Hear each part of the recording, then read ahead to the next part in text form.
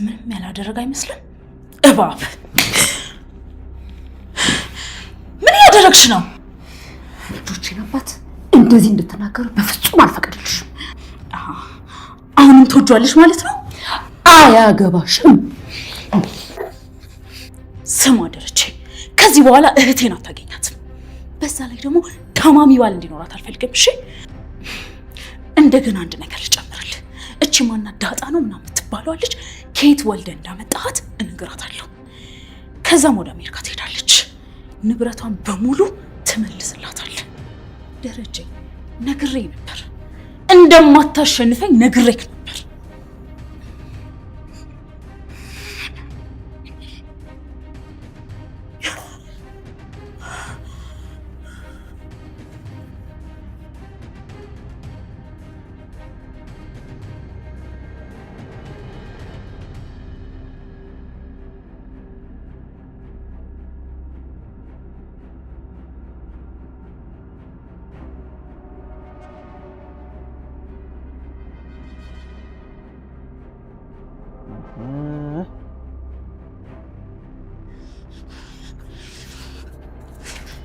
ለምን አልመታትም? ክፉ ነገር ተናገርኩት። ክፉ ነገር ብቻ ለምን ታወራታለህ? ልመታት ነው ልምታት ብለህ አይደል እንዲያስጠራኝ? ዝም ብሎ የሰው ልጅ ይመታል እንዴ? መጀመሪያ ክፉ ነገር ነው የሚነገር እንድትጠላው። መቼም እንዴ ላንቺ የማልሆነው ነገር ሲወል ገባው። ደሞ ዛም እንዴ እንጨቃጨቃለን። ኧረ እባክህ መቼም ሲወል ለምትገቢ እያልከኝ እና በዚህ ስራሽ ገነት ልትገቢ ነው? ተሰማኛለህ? ምንም ስላላደረካት ማታ አታገኘኝም። እሺ አይ እንደውም እንደ ዛሬው አግኝቼሽ አላውቅም። በደንብ ነው ያገኘሁሽ። አይ መድኃኒዓለም ከኔ ጋር አይደል? ምን ይሳናል? የአባቷ መነካትና መናቅ ተመልክታ በዝምታ ማለፍ የማትችለው አቢጌል አክስቷ መናገር የከበደ ደረጀ ላይ ታደርስ የነበረውን ዛቻና ማስፈራሪያ ተመልክታ በንዴት በኃይል አሽቀንጥራ አልጋው ላይ ጥላታለች። ከረጅም ጊዜያቶች በኋላ አላማዋ ተሳክቶ ማርታና ደረጀ መለያየታቸውን ሰምታ ወደ ቤት የተመለሰችው መድኃኒት ለእህቷ ማርታና ውሃን ከሀገር ለማስወጣት ሙከራዎች ማድረግ ጀምራለች። በሀሳቧ የተስማማችው ማርታም ደረጀን ጥላ ወደ አሜሪካ ለመሄድ ዝግጅቷን ጀምራለች። ለአባታቸው ይቅርታ እንደማታደርግለት እና አንዴ ከሄደች እንደማትመለስ ያሰበችው አቢጌልም ወደ ናታን ክፍል ገብታ ማውራት ይጀምራሉ። ይቀጥልና አይናችን እያየ መለያየት አለባቸው ናታን የሆነ ነገር ማድረግ መቻል አለብን ብላ ስትለው እሱም ዝም አንልም ኤቢ በቃ ሽማግሌዎችን ይዘን ሄደን እናስጠይቃታለን። ሰላምም ትመጣና ስለ ነገሩ ታስረዳታለች። የዛኔ ይታረቃሉ ብሎ ሲል አቢጌልም አልታረቅም ብላለች እኮ ማዬ ያ ብቻ ሳይሆን ስለ ንብረት ክፍፍልና ከሀገር ስለመውጣት ነው እያሰበች ያለችው ብላ ነገሩ ከበድ እንደሚል ለናታን ለማስረዳት ስትሞክር እሱም ይቀጥልና አባዬን ብትቀየመውም ተወደዋለች። እማዬ ቤተሰብን ያህል ነገር መበታተን አትፈልግም። እሷ ሁሉንም ነገር ታውቃለች። ስለዚህ በቃ ሽማግሌዎችን ይዘን ሄደን እናስጠይቃታለን ብሎ ያስማማትና ከክፍሉ ትወጣለች። በዛን ሰዓት ላይ ዳጣ መኝታ ክፍሏ ውስጥ ሆና ቃዴስ ስላደረገው ነገር እያስታወሰች ለብቻዋ እየተብሰለሰለች ነበር።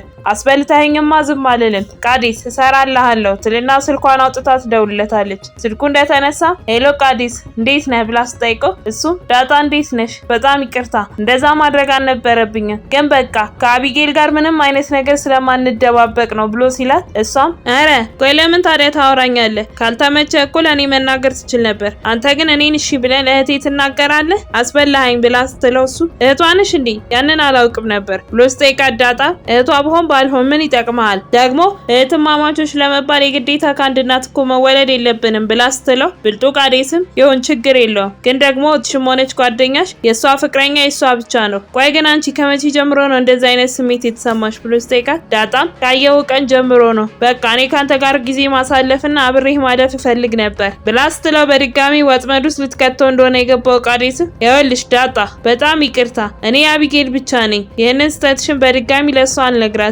ግን ከዚህ በኋላ እንዳትደውይልኝ። ሰዎችን መፈታተን ኃጢአት ነው። ቆንጆ ልጅ ነሽ። በዚህ ሰዓት እኔ ሆኜን ያለፍኩሽ እንጂ ሌላ ሰው ቢሆን ኖሮ ዝም አይልሽም ነበር። ስለዚህ ዳጣ ካላስከፋዎች ከዚህ በኋላ ባትደውይልኝ ደስ ይለኛል ብሎ ሲላት እሷን በንዴት በቃ ቃዴስ ችግር የለውም፣ ግን አንድ ነገር ልንገርህ እኔ ባንተ መቼም ቢሆን ተስፋ አልቆርጥም ስለውና ስልኩ ይዘጋል። በነጋታው ጠዋት አቢጌል ወደ እናቷ መኝታ ቤት ትገባና በቀጥታ እማዬ ለአባዬ ይቅርታ አድርጊለት ብላ ስትላት ማርታም ግራ ተጋብታ ቆይ በጉልበት ነው እንዴ? ቆይ እስቲ አንድ ጥያቄ ልጠይቅሽ፣ ፍቅረኛሽ ቃዴስ ልታገቢው ነው አይደል? እሱ ከጋብቻችሁ በኋላ ከሌላ ሰው ወልዶ ብታገኙ ምን የምታደርጊ ይመስልሻል ብላ ስትጠይቃት ኤቢም እፈታዋለሁ ብላ ትመልስላታለች። ማርታም ትቀጥልና አንቺ መፍታት ብቻ አይደለም የምታደርጊው በእርግጠኝነት ትገዲዋለሽ። አየሽ እኔ እናትሽ ላይም የተፈጠረው ይህ ነው። በቃ ማንኛውም ሰው ላይ ከመፍረድሽ በፊት በዛ ሰው ጫማ ላይ ቆመሽ ጥቂት አስቢ። ይመስለኛል ለአንቺ ውጤቱን ብቻ ነው የምትፈልጊው። እኔ ደግሞ ደረጀን ጠልቼዋለሁ። ከጠላሁት ሰው ጋር አብሬ መኖር አልፈልግም። እንዲያውም ከሀገር ለመውጣት ወስኛለሁ። ወደ አክስትሽ ጋር ሄዳለሁ። እሷም ከሀገር አልወጣችም።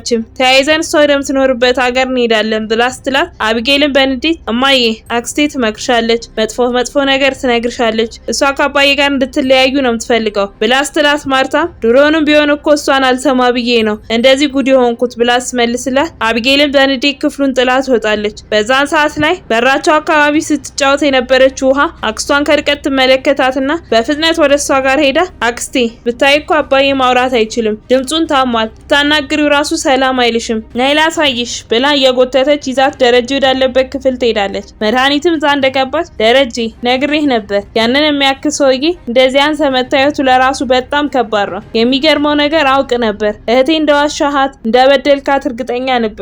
አሁን የመጣሁት እህቴን ወደ አሜሪካ ይዣት ልሄድ ነው። ስለዚህ አንተም ያላደገውን ልጅህን ይዘህ እናትየውንም ጨምረ አብረህ መኖር ትችላለህ ብላ ያለችው ባለችበት አቢጌል ትመጣና አክስቴ አባዬ ምን እያልሽው ነው ብላ ስጠይቃት እሷም እህቴን ይዣት ወደ አሜሪካ ሊሄድ እንደሆነ እየነገርኩት ነው፣ በጣም ተጎድታለች፣ እረፍት ያስፈልጋታል ብላ ስትላት አቢጌልን በንዴት ከዚህ ቤት ውጪ፣ እናቴ ማግኘት አትችይም፣ ይገባሻል? አትሄድም እያልኩሽ ነው። ቆይ ማን ነው አንቺን አዛዥ አድርጎ ይሾመሽ? ይዣት ካልሄድኩ የምትይው? አሁን በፍጥነት ከዚህ ቤት ውጪልኝ ብላ ጥላት ስትሄድ መድኃኒትም ወደ ማርታ ክፍል ትሄዳለች። እንደተገናኙም ሰላምታ ተለዋውጦ ማርታም ትቀጥልና ዘድዬ ይቅር በይኝ፣ አንቺን አልሰማ ብዬ ይኸው ጉድ ሆንኩልሽ ብላ ስትላት መድኃኒትም እኔ እኮ ነግሬሽ ነበር ወንዶች እኮ እርጉሞች ናቸው ብላ ስትላት ማርታም ትቀጥልና በጣም ደክሞኛል፣ እውነት መድዬ ተጎድቻለሁ፣ ውስጤን ማሳየት አልችልም እንጂ በጣም ነው የነደድኩት ስትላት መድኃኒትም አይዞሽ በቃ እሱን አሜሪካ ስቴጂ ሁሉንም ትረሻዋለሽ፣ በዛ ላይ ደግሞ እዛ በጣም ብዙ መዝናኛ አለ፣ ሀገሩንም አስጎበኝሻለሁ፣ ይልቅ አሁን ለውሃን ፓስፖርት አውጪላትና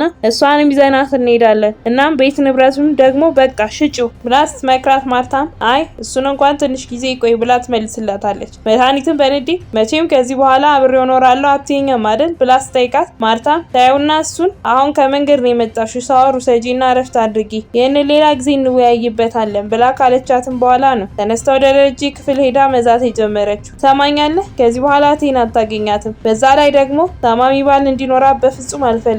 እንደገና ልጨምርልህ ማናት ያቺ ዳጣ ምናምን የምትባለው ልጅ ከየት ወልደህ እንዳመጣት ፈልጌ ይደርስበታለሁ፣ ከዛም አለኝ ያልከውን ንብረት በሙሉ ከማርታ ጋር ትካፈላለህ ብላ እያስፈራራችሁ ባለችበትም ነው አቢጌል ደርሳ በንዴት አልጋው ላይ ድፍት አድርጋ ልደበድባት የተነሳችው። በቀጣይ ምን የሚፈጠር ይመስላችኋል? ሀሳብ እንዲሁም አስተያየታችሁን ኮሜንት ላይ ጻፉልን።